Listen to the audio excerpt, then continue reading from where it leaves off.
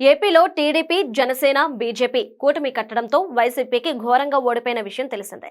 ఈ కూటమిలోని పార్టీలు విడిపోతే తప్ప రాష్ట్రంలో వైసీపీకి ఫ్యూచర్ లేదని విశ్లేషకులతో పాటు ఫ్యాన్ పార్టీ నేతలకు క్లారిటీ వచ్చేసింది. అందుకే టీడీపీ, జనసేన మధ్య విభేదాలు సృష్టించడానికి ప్యాలెస్ పెద్దలు, బ్లూ మీడియా మేధావులు చేయాల్సిన ప్రయత్నాలన్నీ చేశారు. ఎంత చేసినా కూటమి పార్టీలో వాళ్లు ఆశించిన విభేదాలైతే రాలేదు.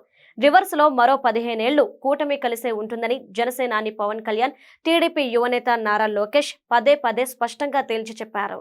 ఇలాంటి సమయంలో పవన్ కళ్యాణ్ చేసిన వ్యాఖ్యలు వైసీపీ వర్గాల్లో చిన్న ఆశను రేకెత్తించాయి. స్థానిక సంస్థల ఎన్నికలు, ఇతర పదవుల విషయంలో కూటమిలోని పార్టీల మధ్య అభిప్రాయ భేదాలు వచ్చే అవకాశం ఉందని జనసేన నాయకులతో చర్చలో పవన్ కళ్యాణ్ చెప్పారు. అయితే ఒకే కుటుంబంలోని సభ్యుల మధ్య వివాదాలు వస్తుంటాయి. అలాంటిది 3 పార్టీలు, వేలాది మంది నాయకులు, లక్షల మంది కార్యకర్తలు ఉన్న కూటమిలో చిన్న చిన్న విభేదాలు రావడం సహజం. అయితే ఇలాంటి వివాదాలను పెద్దవి చేయకుండా సామరస్యంగా ఉండాలనే ఉద్దేశంతో పవన్ కళ్యాణ్ ఈ వ్యాఖ్యలు చేశారు.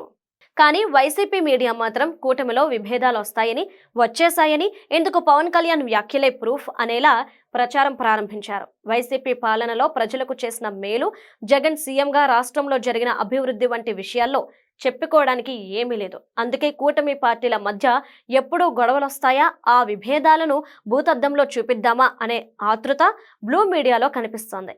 ప్రత్యర్థులు బలహీనపడితే తప్ప రాష్ట్రంలో అధికారంలోకి రావడానికి వైసీపీ సొంత బలం సరిపోదని ఇలాంటి రాతలతో ఫ్యాన్ పార్టీ ఫ్యాన్స్ తమ పార్టీ పరిస్థితిని ప్రజలకు 70mm స్క్రీన్లో చూపిస్తున్నారు.